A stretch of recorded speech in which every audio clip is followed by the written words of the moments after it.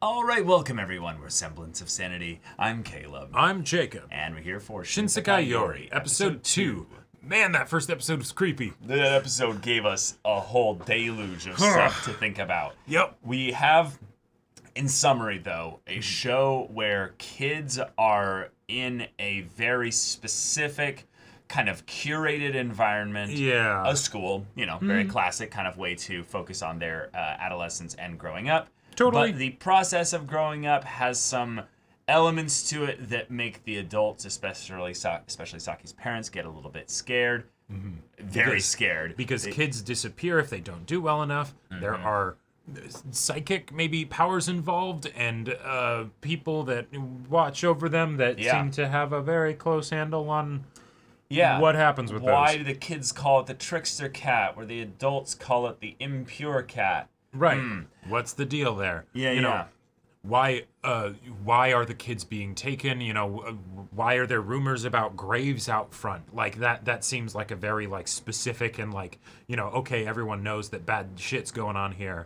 You know. In the kids' desire to be free, have fun, and have a little, community and stuff like that, what kind of things pull them kind of apart from each other? What things kind of threaten to fray those bonds? And now that Saki knows that kids are indeed disappearing, how's that going to change things here? Because everyone else seemed to be just kind of avoiding it, Yeah, there was also a very clear mental image that either Saki or everyone kind of flashed to in that moment. There's a lot of things about this show that are basically this is the show you rewatch because a lot of little things are getting dropped. And we are taking notes. We are. But I can only imagine how much stuff we're missing. I could totally see this being one of those shows where the rewatch experience and the original experience are completely different things. Oh yeah, for sure. Because a lot of these pieces are being set into place, and only a few of them connect with each other immediately. Right. So, y'all, this is our kind of show. So thank you so much for recommending it to us over all these years. But yeah, episode 2. Let's jump right into it. All right, everyone, now be sure to go check out the reaction portion of the video in the description below, then come back here for the discussion.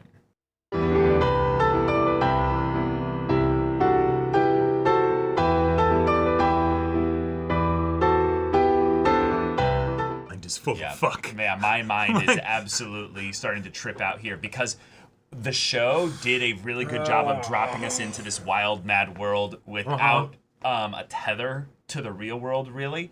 So we were grasping for answers, right? Now we see the structure starting to form a little bit. I loved the use of a sport as a way to showcase how the powers are used in a sanctioned method in interactions with each other. But they have to use something as a medium by which they don't clash powers directly. Because apparently rainbow shit happens when that's the thing. So we're definitely going to see that at some point in the show, but not now. But that we're being explained the mechanics of how that works, so that's cool. I will say the silkworms had the rainbow shit on them. So I don't know if you remember that, but I do very much so remember that. I'm starting to see some things here. But the main thing. Reiko's gone. Yep. No follow-up on that. The kid that cheated, gone. Yep. No follow-up on that. And I really like that as a distinction because it's showing how you can fail this society in multiple ways. Yes. It's not just the, you're not good enough.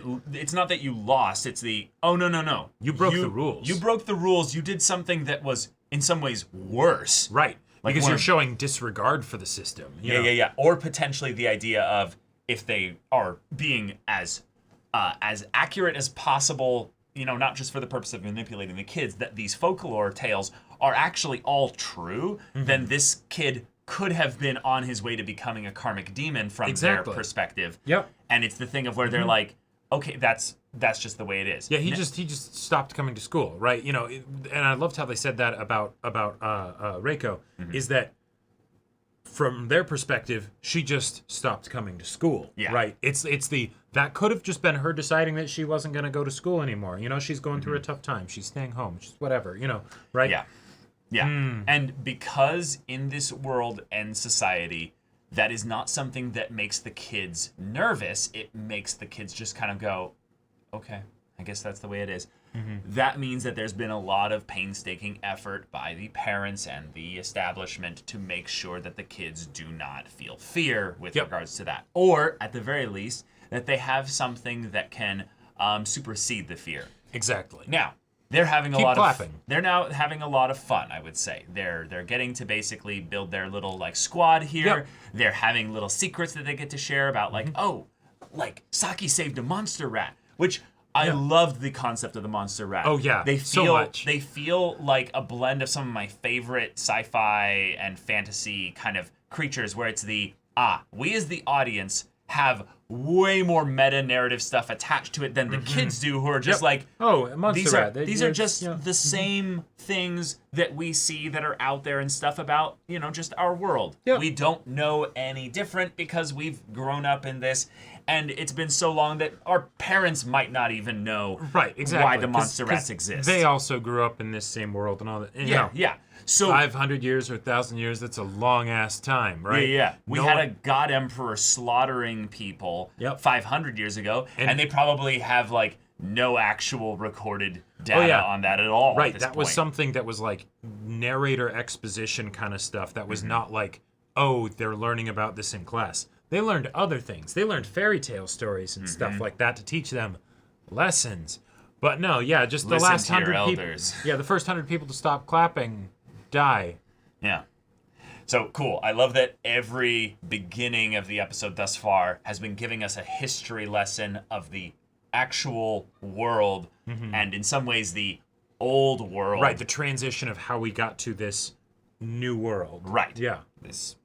Very, very, very cool little setup there. Yep. And it's a fun way to also have the audience build tension by giving us more information than what the characters know. But because one of the most wonderful points of tension that you can have in a story, whether you're talking about the audience being scared or otherwise, is when the audience knows something that the character doesn't know, and the character knows enough to like be like kind of on the right trail, but they're missing things, right? And then we're like, no, don't do that. There's the something or other, right? Right. And then it keeps us on the edge of our seats, and it's great. Yeah. Oh, okay. So we got our sport. We got to see everyone's kind of competence at play here. We see that Saki's thing is about being able to find a creative solution to problems. The idea of having a disc that covers the goal is hilarious. Oh, yeah. It's super fun. It totally falls in line with the rules. But maybe, and this is something that could be explored, the idea that they're almost cheating inspired maybe one of the other teams to then be like, oh, so that's how this is going to be played. They actually cheat and start finding a very, very clever way to interact with the ball or the pusher, probably the ball, in a way that wouldn't cause the sparks and all the stuff there. Well, and then even then before that, the fact that they thought of this trick to come up with was because they heard from Group 3, because they were expecting to face Group 3. They were like, actually, no, there was this thing where the person accidentally did something, and they weren't called out on it, right? So, like, it totally showcases from the society's perspective, the other way, of how, like, they would want to nip these things in the bud because they want to make sure that the idea of cheating is not seen as something that is like, in any way rewarded, right? Yeah. And then because you can get the situations where it's oh no, but we're trying to adhere to the rules and just, go right up to the edge of like, we can do this, but it's janky, I would also say one of the things that might be part of the thing that is the responsibility of the adults is to basically, in calling back to the purification temple ritual, she released her emotions into the doll. Yeah. And part of it with the adults might be that they need to, for the sake of having all this great power around them in general, showcase a level of zen and control over their emotions so that the kids who get rightfully upset over a cheating thing and what have you don't lash out or something. Don't get shown an example by the adults of how, yes, you should be angry about this. It's more everything's going to be okay. We'll handle this. It's not your prerogative to deal with this. And the rest of the team didn't even get, like, the rest of Group 2 they didn't get punished for it. Nope. They actually kind of benefited from it in a way, because then it's it ended up being a tie when it otherwise would have been a loss. Well, but yeah, the match is null and void basically by it Right. being a tie. In some ways, what I really like about this is that the adults showed no like, you cheated, we're going to punish you. It's just no, this is just something that we know the system as to how to deal with this. But by having it be let the adults handle it, it takes away that little bit of agency of the kids of being like, Sure. if you see a problem that you don't have a solution for within the bounds of society as you understand them right now, don't do anything Right. or worry about it or anything. There- We have a system in place for you. Everything is fine. it could even teach the kids to be excited when kids get disappeared, because it's like, well, yeah, I mean, he was a dirty cheater. I don't want him to be around here anymore. Yeah, I you don't know? even think so, no, because it's immediately nipped in the bud. If it's happened on the first offense, I would say it's not an exciting thing or a scary thing. It's just Well, right, but because he wouldn't be a dirty cheater. He did it once. he did it twice. He did it with the I get you, no, right, but it wasn't. but it happened didn't. this It day. happened before it became like any kind of like systemic problem. Or It all whatever. happened within the same day-night cycle. Exactly, right. It because happened kids get kidnapped at night. That's right. Yeah. Like that's how this works. You're not gonna black bag the kids while they're in class. You know, that exactly. probably wouldn't go that over would, too well. That would cause some emotional outbreaks. Indeed, like- indeed. But it's the idea that, hey, the system actually does work very well. Mm-hmm. This person that did something they weren't supposed to isn't an issue, right? Like, yeah. because the, Amino Reiko disappeared. Totally get them freaking out about that. Yeah, but they didn't. But they didn't, which No. is a whole other thing. This kid disappearing, well, It was the same response. I'm trying to make the distinction that, not the distinction, but the point that they responded the exact same way to Yes. Reiko. And so there's no like special thing of him being like a dirty cheater or something like that. Like is very much a like, oh, yeah, it's just over. Yeah, yeah. Yep. Yeah. Yep. Okay, cool. Yeah. But the dad. Can we talk about the dad? Yeah, that was a very interesting conversation. Because the mom in the last episode was the one we focused on the most by her being the one of, I don't want to lose any more kids. Yep. Anymore. Anymore. Okay, yeah, that's a statement. That's its own thing. 2, the dad is introduced to be the bit of exposition given about the monster rats. Cool. But Do you want to go into Theoryland, or do you want to talk more about kind of specifically the things that he was kind of hinting at? well, yeah. So let's go through the specifics first, and then go into Theoryland. So Okay, cool. he said, "Oh, your mom lied." That's that's a potentially big statement to have in there. Yes. Tells her the stuff about the monster rats. Okay. Cool. Does the whole thing about false loyalty. That does have a lot of relevance to the idea of the monster rats. If the monster rats worship these people because they have psychic powers and they treat them as gods, which, because, they can do all kinds of crazy shit, understandable, Yeah. then you probably don't want them to be around your kids when the thing that's keeping them in line essentially is fear. And if the kids don't have psychic powers, bad things could happen. Right. Right? But with the stuff that he was doing and the whole thing of, He was sealing some stuff. sealing some stuff and in ways in which it wouldn't look like there was a seal potentially, and that might be part of his job, as they said he was with the library and stuff. So this could be how he like keeps information that will last like 100 years or something like that. totally. But Very interesting he stuff. was specifically saying, no, your mom lied to you, right? Yeah. That gives me huge vibes of like he's secretly part of some underground resistance movement or something like that. Yeah, Like- there's two like things that I think that immediately come up as this isn't Theoryland, but this is kind of a logical reason as to why he could be the person that knows things is that he's with the library. That's true. So he's responsible for keeping knowledge preserved. Yep, and So he can Saki's just mom know did things. say in the previous episode, like, hey, you have some authority, right? Like you have some influence. You have some pull. Yeah, right, yeah. could you try and make it so that Saki's okay? He's like, I'm not that big. Like, right, exactly. yeah, So it's the he is a person in this system, right? Yes. That is, decently some up respect. there. Yeah, Yeah. he has some respect, right? Yeah. So stuff could happen here. I fully expect the parents to be gone into more as the show goes on, both from how they interact with Saki, but then also with them potentially having their own things that they're doing in the world, the dad in particular. Yeah. All right. Can I jump into Theoryland immediately? Go for it. think the monster rats are the kids. I love it. Yeah.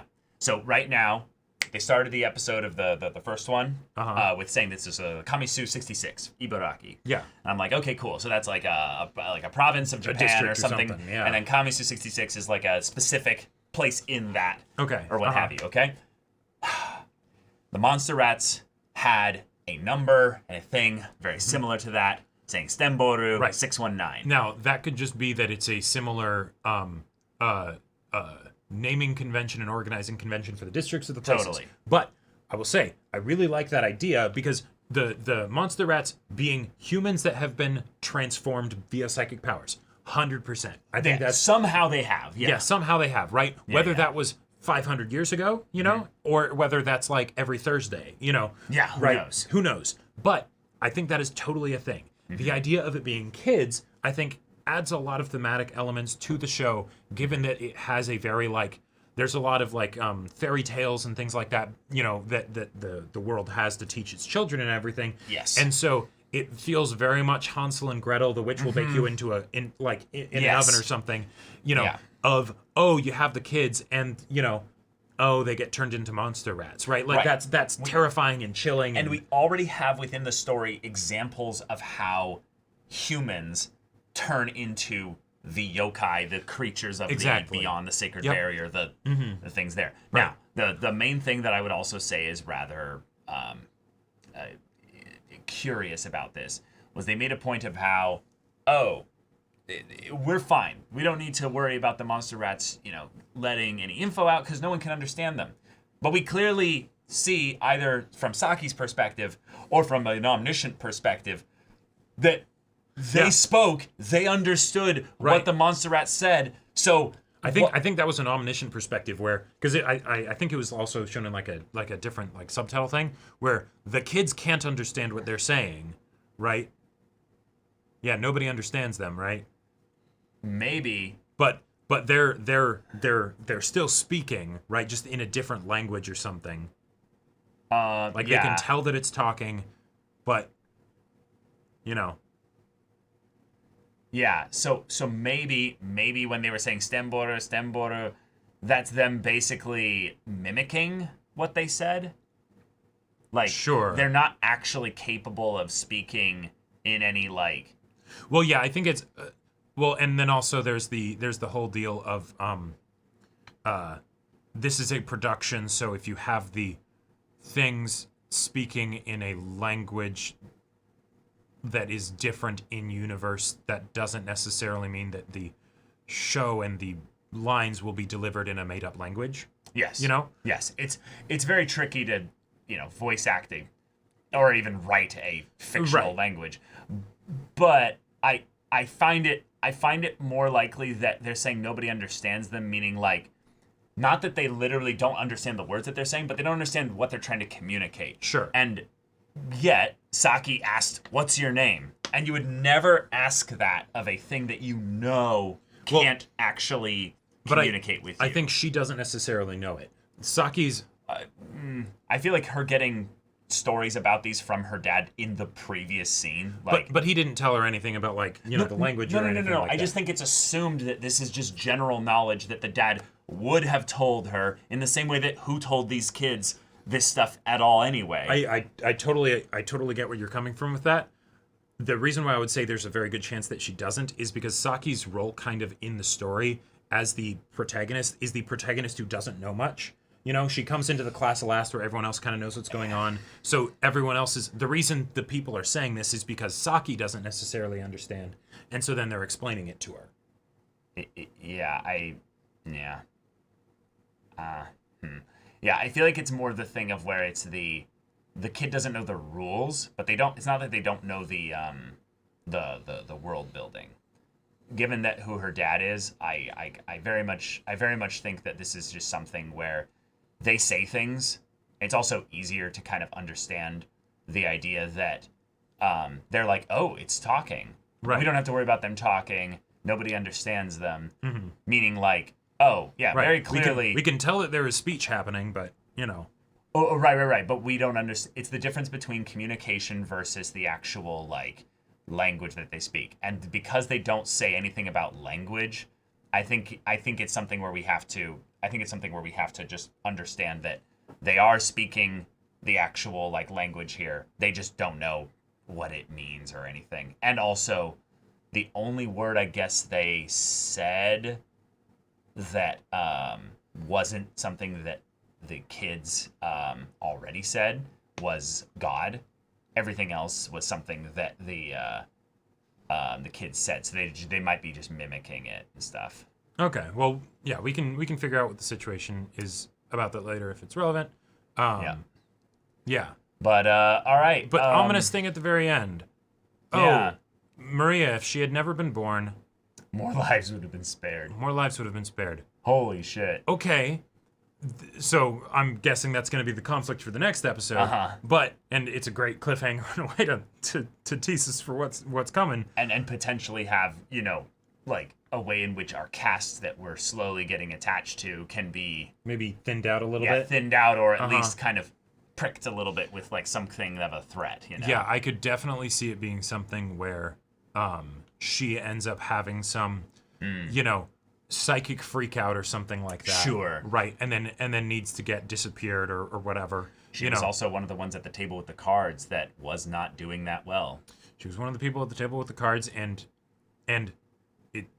it seemed like it was something where she lost control, like she was doing well, but then she kind of messed it up herself, But then, in addition to that, with the things that we've been getting about this show and this world and these kids and all of that stuff, I feel like it makes sense for, at some point, us to see the example of not just someone doesn't fit into the society, they aren't good enough or whatever, but like something truly like catastrophic happens, right? Yeah.